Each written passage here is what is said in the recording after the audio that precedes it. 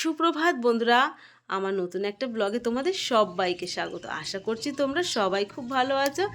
এখন বাজে সকাল 6টা, আজকে বুধবার। আজকে সকাল সকাল গাছের ফুল তোলা থেকে ব্লগটা শুরু করলাম। আর যেহেতু খুবই সকাল, ফুলগুলো কিন্তু খুব একটা ফোটেনি, আর চারিদিকে পাখির যে ডাকটা না দারুণ লাগছে। ভোরবেলা উঠলে এই আনন্দটা উপভোগ করা যায়।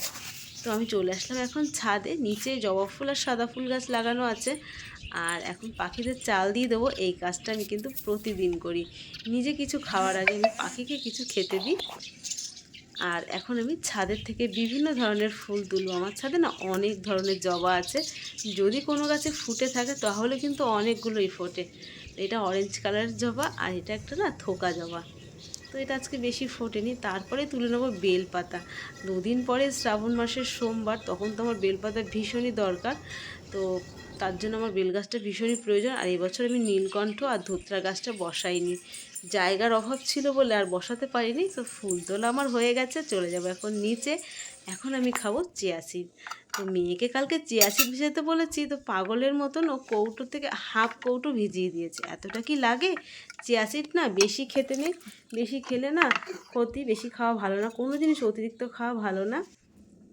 তো আমি কিছুটা নিয়ে নিচ্ছি, আর যে বাদ বাকিটা আছে আমার 2 দিন চলে যাবে। মেয়ের কালকে কেকের একটা অর্ডার ছিল, স্কুল ছিল, পড়া ছিল, তারপরে রাত্রিবেলা কেকটার অর্ডার পেয়েছে। তো ও কিন্তু করে নিয়েছে, আর প্রথমবার আর্নিংটাও করলো। তো মেয়ে ভীষণ খুশি, প্রথমবার আর্নিং করতে পেরেছে।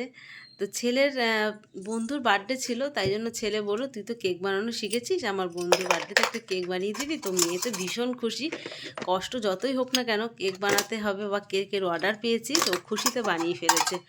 আর এই যে বাসন টাসনগুলো সমস্ত কিছু মেজে ঘষে পরিষ্কার করে রেখেছিল রাত্রিবেলা, আর এগুলো সকালবেলা তুলে ওর ঘরে আমি এখন রেখে আসবো, যেহেতু এটা ওর কাজের জিনিস।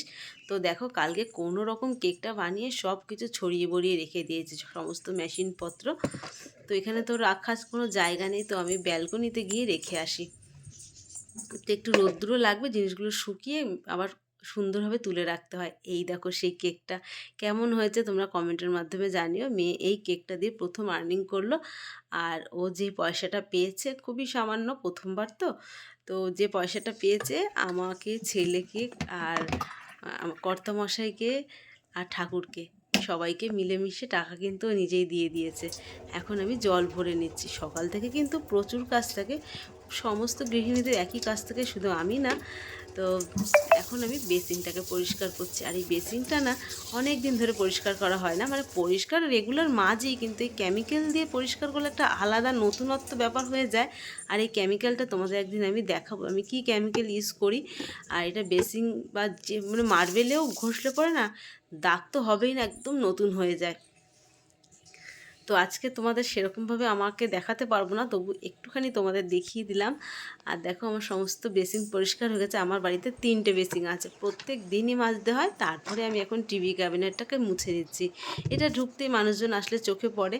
আর বাড়িতে যেহেতু আমার পোষ্য প্রাণী আছে, তার পশমগুলো ভীষণ পরিমাণে ওড়ে, তার জন্য একটু পরিষ্কার রাখতে হয়। পরিষ্কার থাকলে মনও ভালো থাকে, ঘরের কিন্তু একটা নেগেটিভ এনার্জি বেরিয়ে গিয়ে পজিটিভ এনার্জি ঢোকে। তার সাথে তো মানি প্ল্যান্ট গাছ আছেই। আর তোমাদের দেখায় আমার ছেলে মেয়ের যখন 6 মাস বয়স ছিল, আমি ছেলের বেলাও বা মেয়ের বেলাও আমি ছবি তুলে রাখি, এটা আমার অভ্যাস ছিল। আরও ছবি আছে, তো এই ছবি দুটো আমি বাঁধিয়ে রেখে দিয়েছি। আজকে আমার প্রচুর কাজ। তো মেয়ের আজকে স্কুলের ড্রেস সমস্ত কিছু কেচে দেবো। আর যেহেতু এগুলো হালকা কাজ, তাই মেশিনের মধ্যে দিয়ে আমি এটা কেচে নেবো। আরও কাঁচা আছে। কালকে মিঠাই একটা অন্যায় করে ফেলেছে। মিঠাই না সহজে অন্যায় করে না, কিন্তু ও রাত্রিবেলা ছাদে যেতে চায় না, ছাদে যেতে চায় না। তো আমি নিয়ে যেতেও পারিনি, ব্লগ এডিট করছিলাম বা ভয়েস দিচ্ছিলাম, কিছু একটা করছিলাম, না পেরে পাপোশের পরে টয়লেট করে দিয়েছে। তো পাপোশ আর এই সমস্ত কিছু আমি বার করে রেখেছি, এখন এটা কেচে ফেলবো।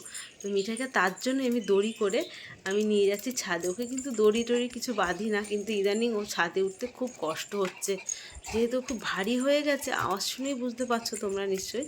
তো ওকে আমি টয়লেট করাতে নিয়ে এসেছি। তো এইভাবে আমার মানে কাজের তো কোনো শেষ নেই, এটাও কিন্তু আমার একটা কাজের মধ্যে পড়ে।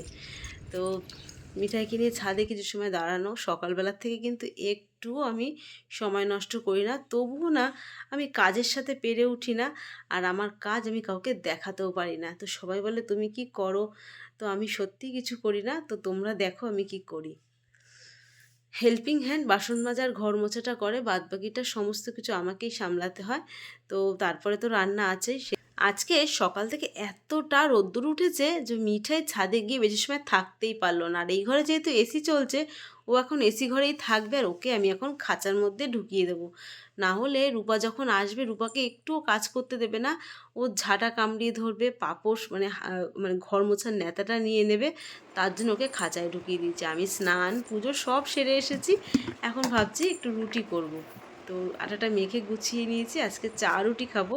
সকাল থেকে না অনেকটা দৌড়াদৌড়ি হয়ে যায়, তো তারপরে ভীষণ খিদে পেয়ে যায়, কারণ আমি রান্না করতে করতে আমার দেরি হয়ে যাবে। তো শখ করে আজকে রুটি বানাচ্ছি। আমার কিন্তু ভাতের পর্ব সকালবেলা থাকবেই। এটা কিন্তু জলখাবার বলতে চায়ের সাথে, এটা চায়ের সাথে একটা টিফিন বললেই চলে। তো আমি রুটিটা বানিয়ে নিচ্ছি। আর রুটি খেতে সবাই পছন্দ করে, আবার কিন্তু ভাতও চাই। 3 বেলায় আমাদের ভাত লাগে, এই একটা সমস্যা। তার জন্য সেইভাবে আমার রুটিটা বানানো হয় না।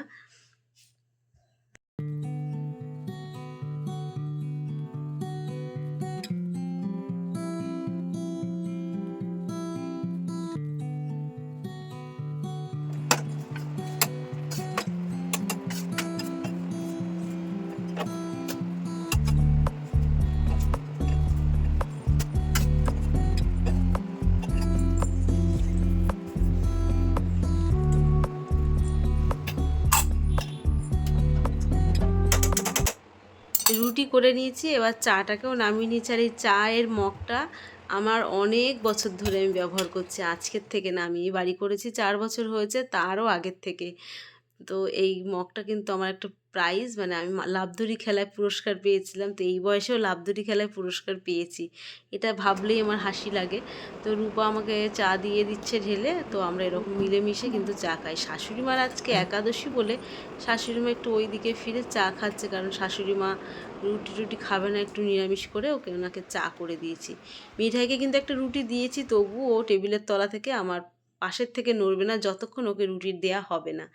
আর এই যে আমার ছোটো জা এসছে মিঠাইকে আদর করতে। মিঠাইকে এই ছোটো জায়ের কাছে আমি যেখানেই যাই ওর কাছে রেখে যাই। ও ভীষণ পরিমাণে যত্ন করে, আর এতটাই যত্ন করছে বা আদর দিচ্ছে, মিঠাই ঘুমিয়েই পড়ছে। সাথে আছে ছোটো জায়ের দিদির মেয়ে, তো ও এসেছিলো আমার কর্তামশাইকে দেখতে, যেহেতু অসুস্থ।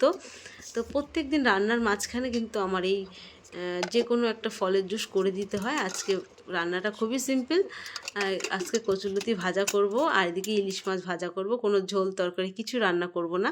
তো এখন আমি এই আপেল দিয়ে আর এই বেদানার দিয়ে আমি এখন জুস করে দেবো। তো কর্তামশাইকে রেগুলার একটা জুস দেওয়া হচ্ছে, কারণ ওনার মাথার দিকটা কেটেছে, চোখের পাশে বা মাথার দিকে অনেকই সেলাই পড়েছে। সেলাইগুলো কিন্তু অনেকটা ঢেকে গেছে, চুল টুল দিয়ে ঢেকে রাখে, উনি দেখতে দেয় না কাউকে। আর এখন আমি কর্তামশাইয়ের কাছে যাবো আর তোমাদের দেখাবো কর্তামশাইয়ের মুখটা কেমন আছে বা উনি কেমন আছে। তো তোমরা দেখো কর্তামশাইকে। তো দেখতেই পাচ্ছ চোখের সাইডটা শুধু কালো আছে, ওইটা এখনও সারেনি।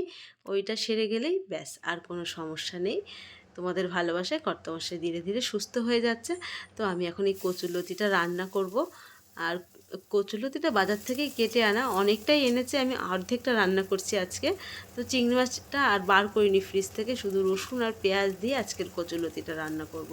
কচুরলতি যেভাবেই রান্না করা হোক না কেন আমার ভীষণ পছন্দের একটা রেসিপি। তো দেখতেই পাচ্ছি আমি সেদ্ধ করে নিচ্ছি। আর প্রেশার কুকারে কিন্তু আমি সিটি দিয়ে নিই, প্রেশার কুকারে গরম জল দিয়ে জোর কমিয়ে আর সিটি মারার আগেই কিন্তু আমি নামিয়ে নিয়েছি। যেহেতু প্রেশার কুকারটা আমার এঁঠো, তার জন্য আমি বেশি বাসন করি না, কারণ যে মাজে তারও তো কষ্ট হয়, সেই দিকটা আমার খেয়াল রাখতে হয়। তো কচুরলতিটা ভাজা হয়ে গেছে। এরকম সিম্পল কচুরলতি ভাজা খেতে আমার বেশ ভালো লাগে। তো আমি চলে আসলাম রাত্রিবেলা এখন। আর এখন আমি কিছু জামা কাপড় আয়রন করছি। তো আমার কাজের কিন্তু শেষ নেই, তার মধ্যে থেকে আমি ভিডিও রিলস সমস্ত কিছু শেয়ার করি। অনেকেই সেটা হাস্যকর মনে করো, কিন্তু হাস্যকর মনে করলেও কী হবে, আমার কাজ তো আমাকেই করতে হয়। তো বন্ধুরা, আজকের ভিডিওটা তোমাদের কেমন লাগলো? যদি ভালো লেগে থাকে অবশ্যই একটা লাইক করো, কমেন্ট করো। আর তোমাদের জন্যই কিন্তু ভিডিও আমি দিন দিন ছোট করে দিচ্ছি, যাতে তোমরা একটু ভিডিওটা দেখো। কিছু কিছু বন্ধুরা আছো ভিডিওর মধ্যে না ঢুকে কমেন্ট করে বেরিয়ে যাচ্ছ, এটা কিন্তু ঠিক না। শুরু করছি, এগুলো কোনো কমেন্টের কোনো নমুনা না। তো ভালোভাবে যদি কমেন্ট করতে পারো তাহলে কমেন্ট করবে, না হলে করবে না। তো থ্যাংক ইউ ফর ওয়াচিং।